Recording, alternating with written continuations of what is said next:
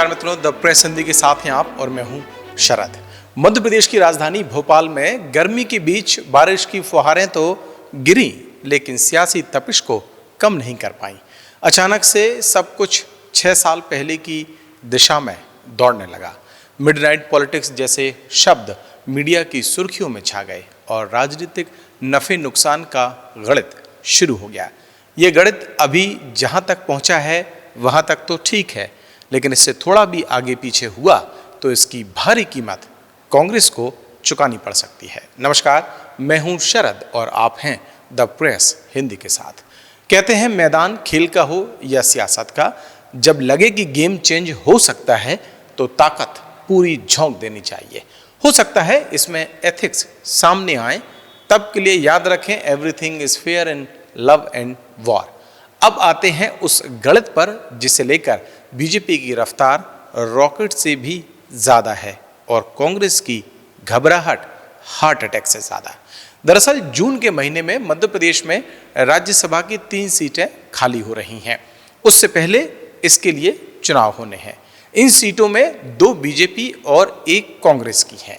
230 सीटों वाली मध्य प्रदेश विधानसभा में सीटों का जो गणित अभी है, उस हिसाब से बीजेपी वाली 2 सीटें बीजेपी और कांग्रेस वाली 1 सीट कांग्रेस के खाते में आसानी से जा सकती है।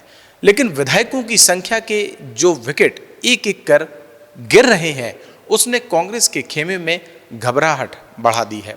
आइए इसे भी समझते हैं। राज्यसभा की हर एक सीट पर कब्जा करने के लिए हर पार्टी को कम से कम 58 वोट की जरूरत पड़ेगी। विधायकों की संख्या के लिहाज से देखें तो बीजेपी के 164 और कांग्रेस के 65 विधायक हैं। यानी बीजेपी को राज्यसभा की अपनी 2 सीटें बचाना कोई बड़ी बात नहीं है। लेकिन अब नजर डालते हैं कांग्रेस के विधायकों और उनकी कम होती संख्या पर। हाईकोर्ट से विधायकी गंवाने के बाद सुप्रीम कोर्ट की शरण में गए कांग्रेस के विजयपुर से विधायक मुकेश मल्होत्रा की विधायकी तो बच गई, लेकिन कोर्ट ने जो शर्त लगाई उस हिसाब से वो राज्यसभा के चुनाव में वोट नहीं डाल पाएंगे। यानी कांग्रेस के विधायकों की संख्या घटकर हुई 64। बीना से निर्मला सप्रे कांग्रेस की विधायक जरूर हैं, लेकिन बीजेपी के साथ उनका अघोषित गठबंधन जारी है। उनका वोट भी अगर बीजेपी को गया तो कांग्रेस के विधायकों की संख्या बची 63। दतिया से कांग्रेस विधायक राजेंद्र भारती के मामले में जिस तेजी से मध्य प्रदेश विधानसभा ने फुर्ती दिखाई है, उसके बाद दतिया सीट को भी रिक्त घोषित कर दिया गया है। यानी राजेंद्र भारती की सजा पर हाईकोर्ट की रोक तक वो भी वोट देने के अधिकारी नहीं माने जाएंगे। अगर आने वाले महीने भर में सजा पर रोक नहीं लगी तो कांग्रेस के विधायकों की संख्या बची 62। यानी कम से कम 58 वोटों से सिर्फ 4 ज्यादा। अब अगर बीजेपी 4 और विधायकों पर डोरे डालने में कामयाब हो गई और क्रॉस वोटिंग हुई तो फिर कांग्रेस खाली हो रही 3 में से 1 सीट पर भी अपना अधिकार खो सकती है।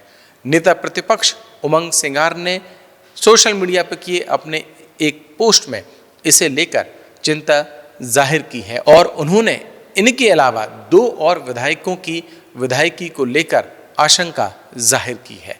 यही वजह है कि अब नजरें इस बात पर टिकी हैं कि आने वाले दिनों में सियासी ऊंट किस करवट बैठेगा और क्या कांग्रेस इस संभावित भयंकर डैमेज को कंट्रोल कर पाएगी या फिर बीजेपी अपने सियासी पासों से कांग्रेस का खेल बिगाड़ देगी।